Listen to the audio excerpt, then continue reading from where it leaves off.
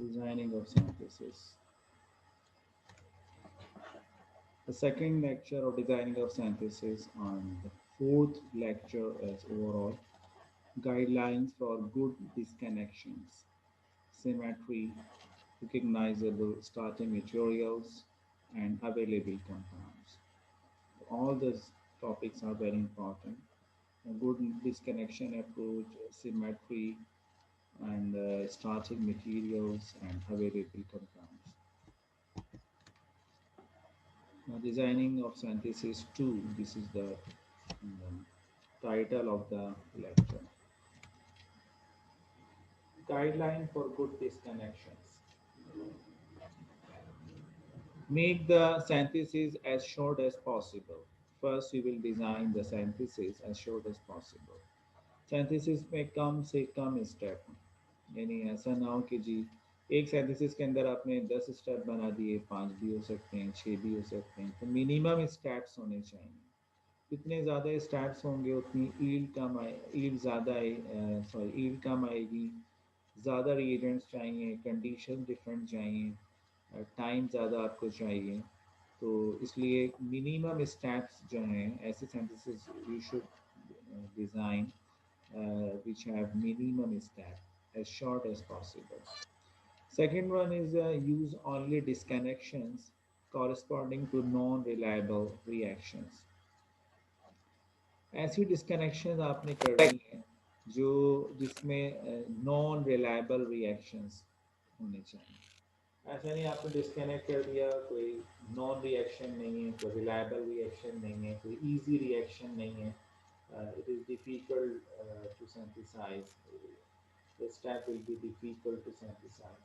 तो ऐसे रिएक्शंस की बुनियाद पे आप डिस्कनेक्ट करने जाएंगे जो नॉन हो और रिलायबल रिएक्शन हो, इजी रिएक्शन हो, द कंडीशन जो रिक्वायर्ड हो वो इजी हो, एक्सेसिबल हो, तो ऐसे आप करेंगे। दूसरा ये कि disconnect structural CX bond first and try to use two group disconnections. Disconnect structural CX bonds first and try to use two of group disconnections. इसमें ये कि जो भी आपके पास कार्बन के अलावा सी बॉन्ड को आप कम देखेंगे, तो हाइड्रो एटम है, ऑक्सीजन है, हेलोजन है, फास्फोरस है, ऐसे बॉन्ड को आप पहले डिस्कनेक्ट करेंगे। Disconnect C disconnect CC bond using the functional group in the molecule। CC bond को कब आप डिस्कनेक्ट करेंगे, यानी आप सेकंड डिस्कनेक्शन करने जाएंगे CC bond की, ठीक है। और using the functional group in the molecule, अब जो CC bond को भी अगर आप डिस्कनेक्ट कर रहे हैं तो फंक्शनल ग्रुप की बुनियाद पे ही डिस्कनेक्ट कर रहे हैं। कि आपने कहा कि जनाब ये फंक्शनल ग्रुप है, कार्बन आइल है, तो इसका जो कार्बन कार्बन बॉन्ड है C डबल बॉन्ड O की बुनियाद पे ही अल्फा कार्बन और कार्बन का बॉन्ड डिस्कनेक्ट हो रहा है। तो वो जो CC बॉन्ड भी डिस्कनेक्ट होगा वो भी फंक्शनल ग्रुप की बुनियाद पे ही डिस्कनेक्ट होगा। Disconnect near the middle of the molecule, हमेशा मॉलिक्यूल बहुत बड़ा है, कोशिश करना है यानी कि आप साइड से डिस्कनेक्ट करें मॉलिक्यूल को। अगर आप साइड से डिस्कनेक्ट करेंगे, फिर साइड से करेंगे तो बहुत ज़्यादा स्टेप्स इन्वॉल्व हो जाएंगे और मॉलिक्यूल जो छोटा पार्ट होगा एक बड़ा होगा तो वो बड़ा छोटा होता चला जाएगा। तो अगर आप मिडिल से करने की कोशिश करेंगे तो ये होगा कि दो छोटे पार्ट बन जाएंगे, फिर वो और दो छोटे पार्ट हो जाएंगे, तो कम स्टेप्स इन्वॉल्व होंगे। तो हमेशा जो हम देखें कि मिडिल ऑफ द मॉलिक्यूल जो है, you you will try to disconnect. Disconnect at a branch point, यानी कोई ऐसा जहाँ बहुत सारी ब्रांचेस लगी हुई हैं, कोई साइक्लिक स्ट्रक्चर भी है, ऐसा की पॉइंट आप देखें, वहाँ से एक ही चेन चल रही है, कार्बन कार्बन, वहाँ से आपने डिस्कनेक्ट कर लिया। एक कोई ऐसा पॉइंट है जहाँ 3-4 कार्बन चेंज आ रही हैं, अटैच हो रही हैं, कोई ब्रांच भी है, कोई साइक्लिक स्ट्रक्चर भी आ रहा है, तो ऐसे पॉइंट से आप डिस्कनेक्ट करेंगे तो बहुत सारे पार्ट्स वहीं जनरेट हो जाएंगे। तो ऐसे ब्रांच पॉइंट से आप डिस्कनेक्ट करेंगे। डिस्कनेक्ट रिंग्स फ्रॉम चेन्स, अच्छा रिंग्स बने हुए होते हैं, चेन है, चेन के साथ बहुत सारे रिंग्स बने हुए हैं, तो ऐसे डिस्कनेक्ट करें कि रिंग अलग हो जाए, ठीक है ना। ऐसा नहीं कि चेन ही टूटती चली जा रही है, ऐसा हो कि रिंग एक अलग हो जाए, जब एक रिंग अलग हो जाएगा तो एक अलग पार्ट बन जाएगा, वो एक अलग मॉलिक्यूल हो जाएगा। यूज सिमेट्री इफ पॉसिबल, अगर सिमेट्री पॉसिबल है कहीं पर, यानी कोई ऐसा है कि आप ऐसी कोई सिमेट्री बन के एक दो एक जैसे मॉलिक्यूल बन रहे हैं तो आपको आसान हो जाएगा। तो सिमेट्री अगर कहीं है तो फिर आप सिमेट्री का ख्याल रखते हुए डिस्कनेक्ट करें ताकि आप similar molecule will be generated. बड़े इंपॉर्टेंट ये स्टेप्स हैं। SIM use FGI to make disconnection easier। ये जो FGI है ये बहुत इजी कर देता है डिस्कनेक्शन को, क्योंकि एक ग्रुप एक मॉलिक्यूल है, एक ग्रुप से दूसरे ग्रुप में आप चेंज कर देते हैं, तो ये आपकी अगर FGI इस्तेमाल हो सकता है तो आप FGI को मैक्सिमम यूटिलाइज करें। Disconnect back to available starting material or ones that can easily be met. Disconnect back to available starting materials as one that can easily be met. Starting materials हम देखें और starting materials हमारे पास हों और ऐसा हो कि ऐसे स्टार्टिंग मटेरियल में जो हम इजीली हमारे पास अवेलेबल हैं या उनको हम बना सकते हैं, ऐसे स्टार्टिंग मटेरियल की तरफ हमें जाना चाहिए। इन्हें डिस्कनेक्ट करके ऐसे मटेरियल जनरेट करने जो अवेलेबल होंगे या फिर इजीली बनाए जा सकते हैं। प्रैक्टिस मस्ट बी देयर, यानी ये सारी चीज़ों के अंदर आपकी प्रैक्टिस बड़ी इंपॉर्टेंट है। यानी जितना आप प्रैक्टिस कर, अगर आप फर्स्ट टाइम कर रहे हैं तो यकीन में बहुत सारी चीज़ों पर आपकी ट्रिक नहीं होगी, लेकिन अगर आप करते चले जाएंगे तो बहुत सारी चीज़ें आपको याद भी रहेंगी और ब्रेक होती चली जाएगी, एक्सपर्ट्स आप बनते चली जाएंगे। तो practice must be there. More than one disconnection approach में भी एक से ज़्यादा भी डिस्कनेक्शन अप्रोच हो सकती हैं। अब आप ट्राई करें कि एक डिस्कनेक्शन हमने कर लिया, फिर एक और तरीके से आपने किया, एक और तरीके से किया, देखिए इसमें बेस्ट डिस्कनेक्शन अप्रोच कौन सी है और फिर उसको फाइनलाइज करके आप सिंथेसिस पे जाएं। तो एक से ज़्यादा डिस्कनेक्शन अप्रोचेस भी आप कर सकते हैं। कुछ एग्जाम्पल हमारे पास यहाँ हैं, एग्जाम्पल्स हम देख सकते हैं।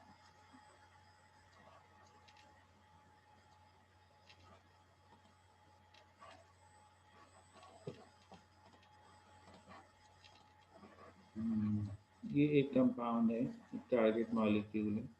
अब इसमें मुख्तलिफ तरह से इसको ब्रेक किया गया है। एक है कि ए ऑप्शन के इसको यहाँ से हम ब्रेक कर लेते हैं, बी ऑप्शन ये है कि जी हमने यहाँ से इसको ब्रेक करते हैं, ठीक है ना। सी ऑप्शन ये है कि हम इसको यहाँ से ब्रेक करते हैं, डी ऑप्शन है इसको यहाँ से ब्रेक करते हैं, ई ऑप्शन है हम इसको यहाँ से ब्रेक करते हैं।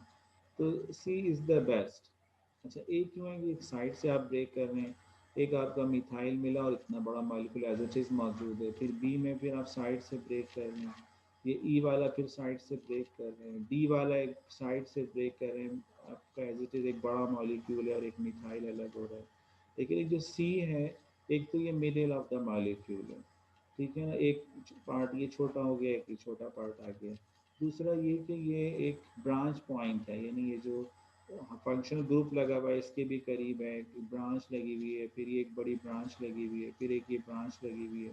तो ये आप देखें, एक ये चेन है और एक फिर ये फंक्शनल ग्रुप है, फिर एक चेन ये, फिर ये, तो ये बड़ा की पॉइंट या ब्रांच पॉइंट जिसे हम कहते हैं वो है। दूसरा मिडिल है। तो ये जो सी अप्रोच है, this is the best approach, middle of the molecule, branch point in the molecule, near to functional group. तो अब ये सारे ऑप्शन इसके अंदर मौजूद हैं। तो ये जो सी ऑप्शन है, दिस इज़ द बेस्ट। हम सी से करेंगे तो हमें ज़्यादा अच्छे रिजल्ट्स मिलेंगे, ठीक है ना।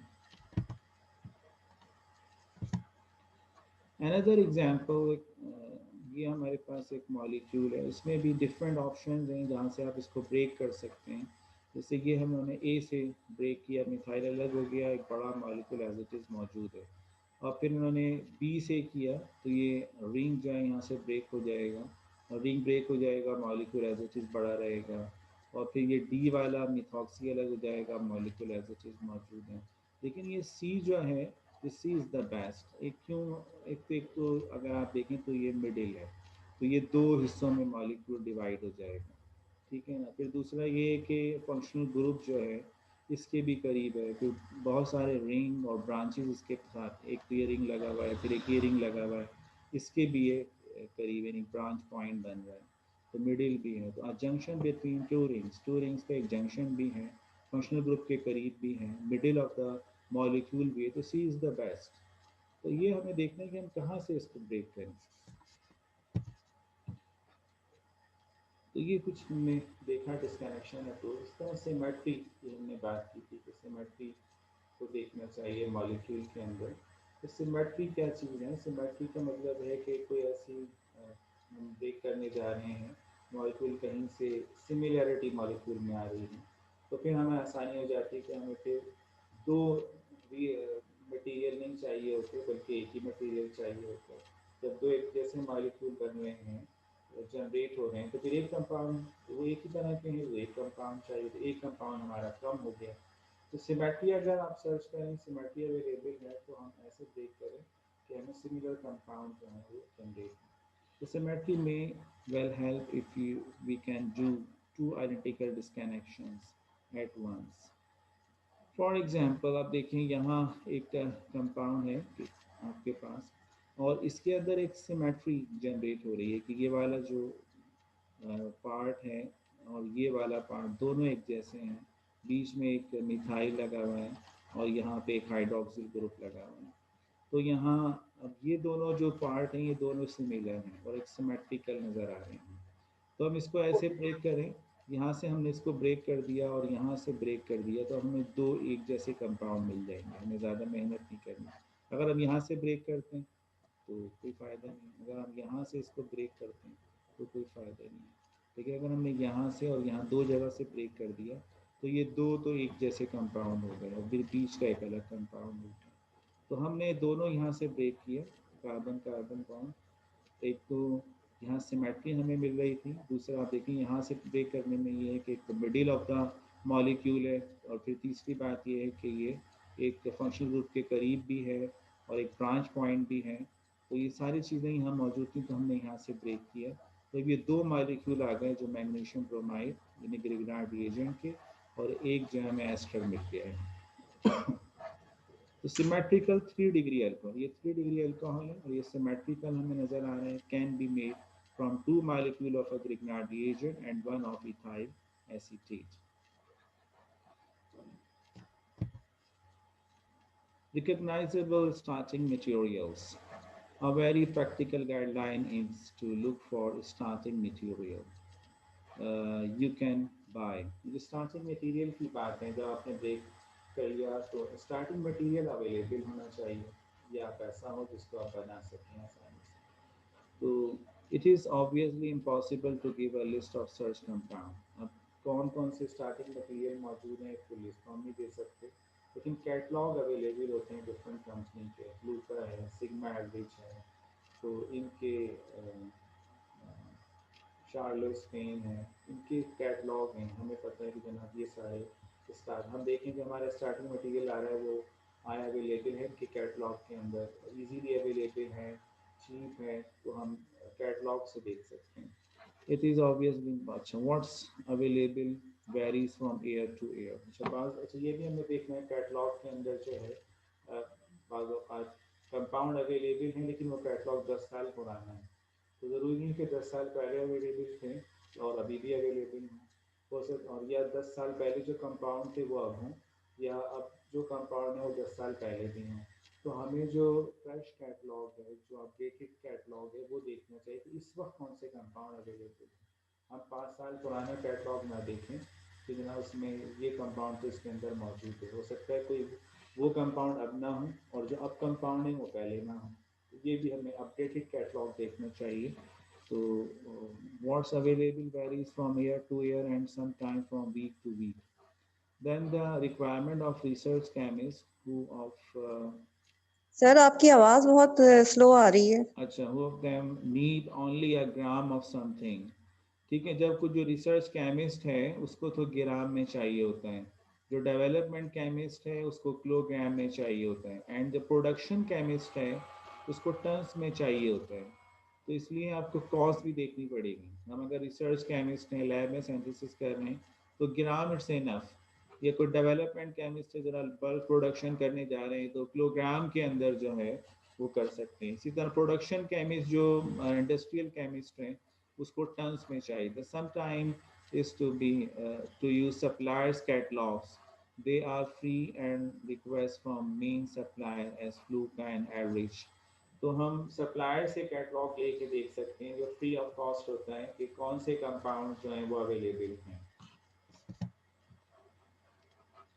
एक और हमें यहाँ पे एग्जाम्पल है कंपाउंड की, कैसे ब्रेक करना है। देखें यहाँ पे कंपाउंड है, और इस कंपाउंड के अंदर एक सिमेट्री नज़र आ रही है कि ये एक फंक्शनल ग्रुप है, डबल बॉन्ड है, और ये इसका एक मिडिल पॉइंट भी है, और दूसरा फंक्शनल ग्रुप के करीब भी है, और फिर यहाँ मुख्तलिफ ब्रांचेस भी हैं।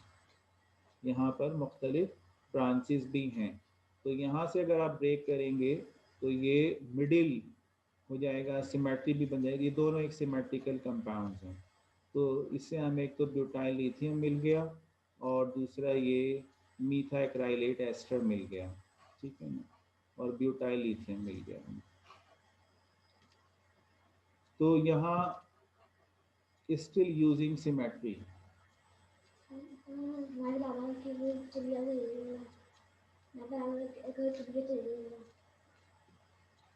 still using symmetry, we need butyl nucleophile and methyl acrylate ester। तो ये हम ब्यूटाइल लिथियम इस्तेमाल कर सकते हैं, 2 मालिक्यूल, और methyl acrylate ester. We can buy a railway tanker full of butyl lithium if we want. यानी ब्यूटाइल लिथियम बताना ये कि ये इजीली अवेलेबल कंपाउंड है, और इतना एक टैंकर भर के हम ले सकते हैं, इतना चीप कंपाउंड है, नॉट कॉस्टली। तो ये इससे बन रहा है, और ये बहुत आसानी से अवेलेबल है।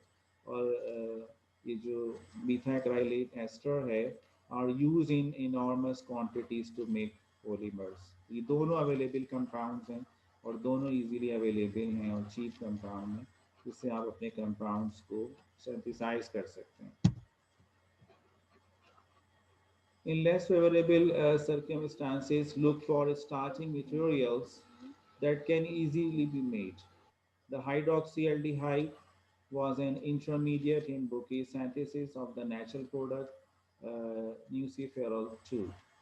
तो ये बता रहे हैं कि in less favorable look for starting materials they can easily ये एक हमारे पास कंपाउंड है, हाइड्रोक्सीएल्डिहाइड was an intermediate in Bucky's synthesis। ये एक इंटरमीडिएट है, और ये कंपाउंड है जो आप बनाना चाहते हैं, और ये एक इंटरमीडिएट है जो 2 के लिए इस्तेमाल होता है। तो ये जो हम ये हमारे पास जो 1 है, अब इसको हमें बनाना है। अगर ये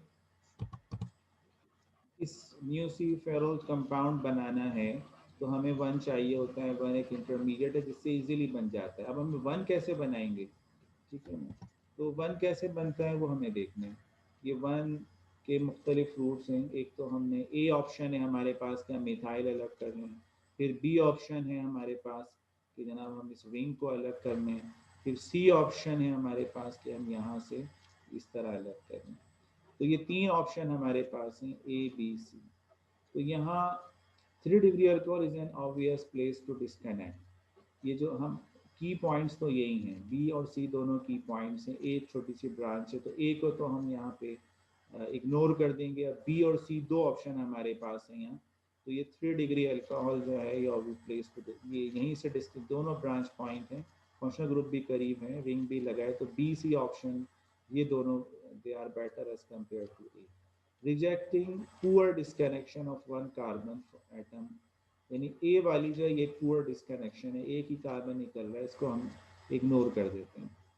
We have a choice between B and C। B और C हमारे पास चॉइस है, दोनों एक दूसरे के बराबर हैं। अब देखते हैं कौन सी इसमें बेहतर है। तो we can easily make 7। अगर हम B डिस्कनेक्ट करते हैं तो हमारे पास ये आता है, यानी इसमें हमारे पास ये ब्रोमाइड आ गया यहाँ पे, और ये हमारे पास एक कार्बोनाइल यहाँ पे आ रहा है, कार्बोनाइल फॉर्मेशन। और इसमें ये कि हम 7 और हम इजीली बना सकते हैं। अच्छा, अब यहाँ से अगर हम डिस्कनेक्ट करते हैं तो फिर यहाँ कार्बोनाइल आ जाता है, यहाँ ब्रोमाइड। तो अल्काइल हैलाइड का जैसे रिएक्शन होता है, अल्काइल मैग्नीशियम हैलाइड का कार्बोनाइल पर अटैक करता है और अल्कोहल आ जाती है, तो वो रिएक्शन है। तो यहाँ 4, अब इसमें 7 और 6 आ रहे हैं, या 4 5, तो we can easily make 7 and 4, 4 और 7 आराम से बन सकते हैं, इसका 4 इसका 7। 6 इज डिफिकल्ट टू मेक, 6 को बनाना ज़रा मुश्किल काम है, तो 4 7 आसानी से बन जाएंगे, 6 मुश्किल से बनेगा। तो इसका मतलब क्या हुआ कि ये 4 5 और 4 को हम बनाएं, 4 आसानी से बनेगा और 6 मुश्किल से बनेगा, तो 4 5 वाला कॉम्बिनेशन इज बेटर। तो see, we prefer see, we can make protective version of 5, ठीक है ना। तो ये जो 5 वाला है, हम 5 का वर्जन भी बना सकते हैं, 6 डिफ़िकल्ट है, तो 4 5 जो इजीली बन सकते हैं, इसलिए हमने सी को प्रीफर किया। तो रिगार्डिंग द स्टार्टिंग मटेरियल, तो we can design the synthesis, we preferred retrosynthesis done from over other। तो ये भी यहाँ पे सामने रखनी है चीज़ें। अब जैसे ये था, ये हम बात कर रहे थे कि जो 5 वाले की, तो ये 5 का ये जो एक्रोलीन है, एक्रोलीन इसको जब हम कंबाइन करते हैं ग्लाइकोल के साथ, तो ये इसको प्रोटेक्ट कर लेते हैं, और उसके बाद फिर ये प्रोटेक्टेड वर्जन है इसका, ये जो हमारे पास एक कंपाउंड है 5, इसका प्रोटेक्टेड वर्जन एक्रोलीन से हमने बना लिया, और फिर मैग्नीशियम, और फिर ये जो कंपाउंड हमारे पास 4 वाला है, इस 4 के साथ हमने कंबाइन करके वो इंटरमीडिएट जनरेट कर लिया 1, प्रोटेक्टेड वर्जन ऑफ इंटरमीडिएट 1, ये जो 1 हमारे पास था ये हमने जनरेट कर लिया, और इससे फिर हम आगे न्यूसीफेरॉल हम बना सकते हैं। तो ये भी सारी चीज़ें हमें देखनी होती हैं। एक और एग्जांपल यहाँ पे मौजूद है, कंपाउंड 1 हमारे पास है, इसको हमने FgI किया, जब FgI किया तो यहाँ क्लोराइड से हमें OH मिल गया, और फिर हमने CC बॉन्ड डिस्कनेक्ट किया, ये दोनों, तो हमें यहाँ पे एक एस्टर मिल गया और 2 मिथाइल मैग्नीशियम आयोडाइड, तो 3 का थर्ड कंपाउंड मिल गया। We disconnect 2 methyl group not branch point of 3 degree alcohol as before. Methyl ester is readily available, and methoxy group is difficult to add to a benzene ring. अब ये बाज़ों का कुछ इस तरह की टैक्टिक्स होती हैं कि हमने यहाँ से भी ब्रेक कर सकते थे इसको, यहाँ से हम ब्रेक करते हैं, यानी यहाँ से ये एक ब्रांच पॉइंट था या एक रिंग अलग हो जाता और ब्रांच पॉइंट था, लेकिन हमने इसको नहीं किया। सम टाइम ऐसा होता है, हमने पहले हाइड्रोक्सी में कन्वर्ट किया और फिर ये टर्शियरी अल्कोहल था और दोनों मिथाइल अलग कर दिया और ये एस्टर बना दिया। क्यों ऐसा हमने क्यों किया? इसलिए हमने किया कि हमें मालूम था कि ये कंपाउंड इजीली अवेलेबल है, हमें फर्दर डिस्कनेक्शन पे नहीं जाना चाहिए। अगर हमें एक नॉलेज है कि जना हमें ये कंपाउंड इजीली अवेलेबल है, तो हम फिर बहुत ज़्यादा डिस्कनेक्ट पे नहीं जाएंगे, हम दरमियान से कंपाउंड उठा लेंगे, जो इंटरमीडिएट है वही उठा लेंगे। तो एक तो ये कि कंपाउंड इजीली अवेलेबल था, इसलिए हमने इसको ब्रांच पॉइंट से डिस्कनेक्ट नहीं किया। दूसरा ये है कि जो मिथॉक्सी ग्रुप है, इसको ऐड करना किसी भी बेंजीन रिंग पे मुश्किल होता है, या इसको भी डिस्कनेक्ट कर दें, या यूजुअली हमें मिल जाते हैं ऐसे कंपाउंड, तो ये ऐड करना मुश्किल काम है, तो इसलिए मिथॉक्सी को भी अलग नहीं किया, और हमने, और क्योंकि ओवरऑल कंपाउंड अवेलेबल था इसलिए हमने इसको फर्दर डिस्कनेक्ट नहीं किया। तो ये सारी चीज़ें भी हमें देखनी होती हैं जब हम डिस्कनेक्ट करने जा रहे हैं, प्लान करने जा सर रहे थोड़ा सा ऊंचा बोले, आवाज नहीं आ रही है आपकी, बहुत स्लो आ रही है। हैं। अच्छा, ये लास्ट स्लाइड है, यहाँ पे अवेलेबल कंपाउंड्स। अच्छा, अवेलेबल कंपाउंड्स क्या हैं, कौन से होते हैं? Aldrich catalogue has over 3000 34,000 entries, यानी जो अगर आप सिग्मा एल्ड्रिच का कैटलॉग देखेंगे तो उसमें 34,000 कंपाउंड्स अवेलेबल हैं, और अब भी और ज़्यादा होंगे अपडेटेड के अंदर। दूसरा ये कि स्ट्रेट चेन कंपाउंड भी होते हैं, उसमें alcohol, alkyl halide, acid, aldehyde, amines, nitriles and ketones. दूसरा जो ब्रांच चेन कंपाउंड्स हैं वो भी हमारे पास होते हैं, जैसे आइसोप्रोपाइल लिंक है, टर्शरी ब्यूटाइल है, तो टर्शरी ब्यूटाइल, इस तरह से ये इस तरह के ब्रांच चेन कंपाउंड भी अवेलेबल होते हैं। फिर साइक्लिक कंपाउंड्स होते हैं, जैसे कीटोन्स में, अल्कोहल में, अल्केन्स में, हैलाइड्स में, अमाइंस में। इसी तरह एरोमेटिक कंपाउंड्स भी अवेलेबल होते हैं, वेरी कंसिडरेबल वैरायटी। कैटलॉग के अंदर मौजूद होते हैं। इसी तरह हेट्रोसाइक्लिक कंपाउंड्स हैं, saturated and unsaturated in writing. इसी तरह मोनोमर्स फॉर पॉलीमर्स, जैसे ब्यूटाडाइन है, आइसोप्रीन है, स्टाइरीन है, क्राइलेट है, मीथाक्राइलेट है, क्लोराइड्स हैं। तो इस तरह मुख्तलिफ टाइप्स हैं कंपाउंड की, straight chain, branch chain, cyclic, aromatic, heterocyclic, monomers, ये सारे कैटलॉग में अवेलेबल होते हैं। तो हमें एक कैटलॉग की भी एक नॉलेज होनी चाहिए, एक आइडिया होना चाहिए कि जो कॉमन कंपाउंड्स है उनका कि जो इजीली अवेलेबल है। तो ये कुछ हमारी चीज़ें थी लेक्चर की।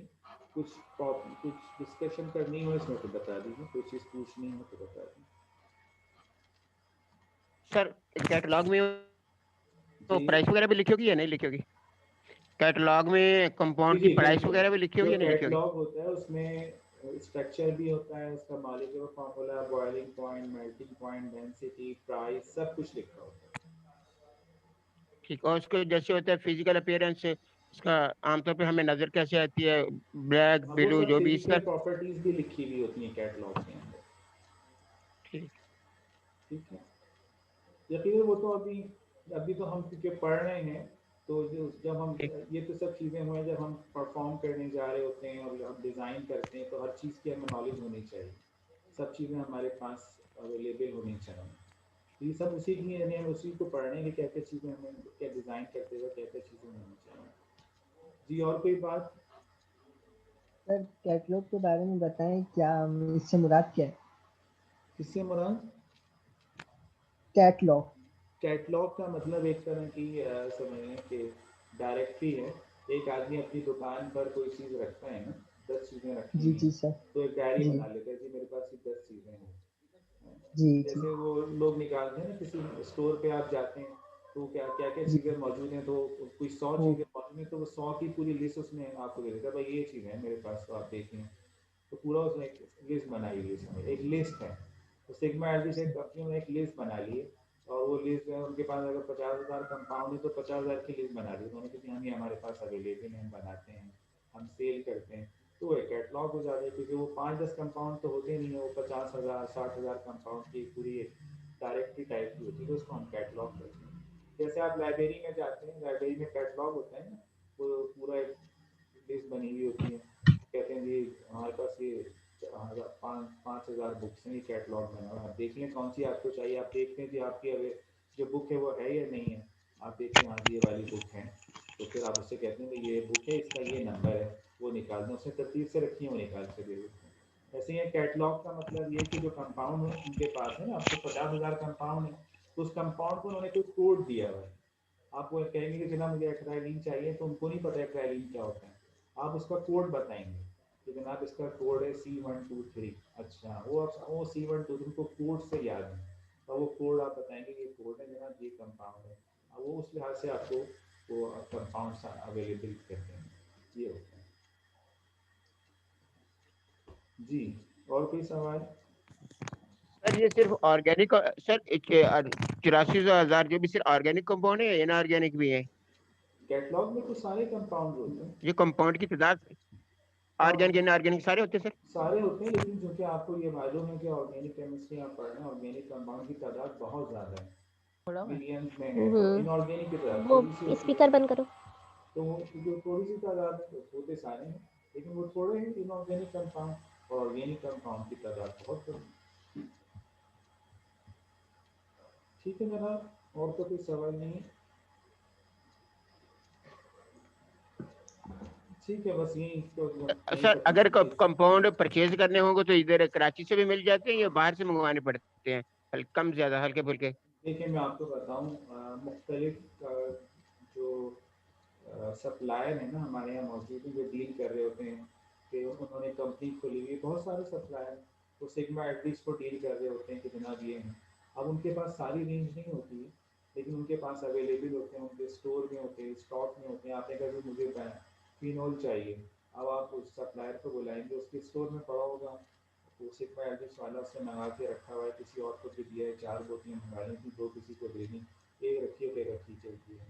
दूसरा ये कि आपने को कहा कि ये फला कंपाउंड चाहिए, मेटाक्लोरोफॉर्म चाहिए, कैसे, अब वो सिग्मा एटलीस्ट डील करता है, उनसे रास्ते में रहता है, उसका ऑफिस यूएसए में, उसका ऑफिस इंग्लैंड में, उनसे वो रास्ते में रहता है। तो आप उससे कहेंगे कि ठीक है जी मुझे आप 15 डेज दे दीजिए, मैं आपको मंगवा देता हूँ। तो अमूमन वो मंगवा के दे देते हैं। यहीं सब यहीं एजेंट बैठे हैं, जैसे इम्पोर्ट एक्सपोर्ट होती है ऐसे वो इम्पोर्ट करते हैं, तो मंगवा के देते हैं। इसी तरह आप डायरेक्ट भी कर सकते हैं, आप उनको डायरेक्ट लिखेंगे, वो आपको जो है फिर वो आपको सारी पेमेंट करनी पड़ेगी थ्रू क्रेडिट कार्ड्स वगैरह, वो आपके पास पहुंच जाएंगे। लेकिन यूजुअली सप्लायर से लोगों की डीलिंग होती है, वो उनका कॉन्टैक्ट भी होता है, वो आपको मंगवा देते हैं। टाइम लगता है लेकिन चीज़ें।